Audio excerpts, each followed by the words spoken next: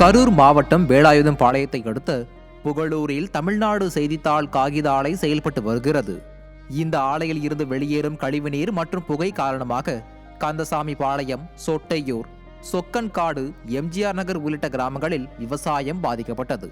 விவசாயிகளின் கடைசி புகலிடமாக அவர்களுக்கு தென்னை விவசாயம் மட்டுமே கை கொடுக்க ஆலையை சுற்றியுள்ள 100 ஏக்கரில் தென்னை மரங்களை விவசாயிகள் வளர்த்து வருகின்றனர். விவசாயிகளின் வாழ்வாதாரத்திற்கு அடிப்படையாக இருந்த இந்த தென்னை விவசாயத்திற்கு கடந்த சில மாதங்களாக பெரும் ஆபத்து ஏற்பட்டிருக்கிறது. கருந்தலை புழு பாதிப்பினால் தென்னை மரத்தின் மட்டையில் உள்ள பச்சையத்தை உண்டு மட்டையை இருபக்கமும் மூடிக்கொண்டு இனப்பெருக்கம் செய்யும் இந்த புழுவினால் தென்னை மரங்கள் பாதிப்புக்கு உள்ளாகி வருகின்றன. மருந்துகள் வைத்தும் பலனளிக்காததால் தொடக்கத்தில் 30 ஏக்கராக இருந்த பாதிப்பு இன்று 500 ஏக்கருக்கும் மேலாகி உள்ளது. தமிழ்நாடு காகித ஆலையில் இருந்து வெளியாகும் வெண்புகை மற்றும் கழிவு நீரே இந்த புழு தாக்குதலுக்கு காரணம் என்கிறார்கள் விவசாயிகள். இந்த தென்னை நோய் இந்த லோக்கல் குறுகிய இடத்துல தான் இருந்துகிட்டு இருக்கு. முதல்ல ஒரு 60 ஏக்கர் இருந்தது, இப்போ 100 ஏக்கர் கிட்ட வந்துருச்சு.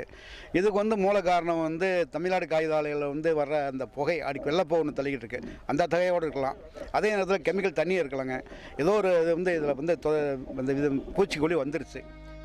இது தொடர்பாக தமிழ்நாடு செய்தித்தாள் காகித ஆலை நிர்வாகத்திற்கு தகவல் தெரிவித்ததன் பேரில் அவர்கள் புழுவில் இருந்து உருவாகும் பூச்சிகளை பிடிக்க 120 விளக்கு பொறியை வாங்கி கொடுத்துள்ளனர். ஆனாலும் அதனால் பெரிய அளவில் பலனில்லை என்பதால் ஒட்டுண்ணி முறையில் புழு பாதிப்பை அகற்ற காகித ஆலை நிர்வாகம் நடவடிக்கை எடுக்க வேண்டும் என்று விவசாயிகள் வலியுறுத்தியுள்ளனர். கம்மி அதை குறைக்கணும். அதை குறைச்சா தாங்க பரவுதல் கம்மி பண்ண முடியும். அதுக்கு என்ன பண்ணுவாங்க, ஒட்டுண்ணி ஒரு உதாரணமாக சொன்னாங்க. ஒட்டுண்ணி அந்த புழுவிலே போய் முட்டை வச்சு அதை கண்ட்ரோல் பண்ணுன்னு சொல்லியிருக்காங்க. நாங்கள் அது மாதிரி ஆலியரில் ஒரு ரெஃபரன்ஸ் எடுத்தேங்க.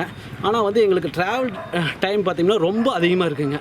இங்கேருந்து எங்களால் பயணித்து அவ்வளோ தூரம் போய் வாங்கிட்டு வர்றது கொஞ்சம் கஷ்டமாக தான் தெரியுதுங்க.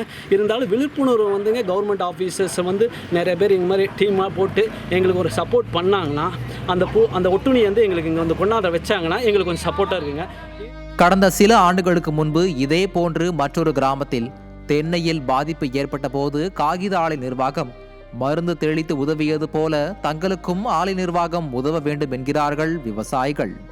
15-16 மூலிமங்கலம் ஏரியா, தாண்டிவளை ஏரியாவில் ஒன்று வந்ததுங்க. ஆனால் அந்த புழு வேறு, இந்த புழு வேறைங்க.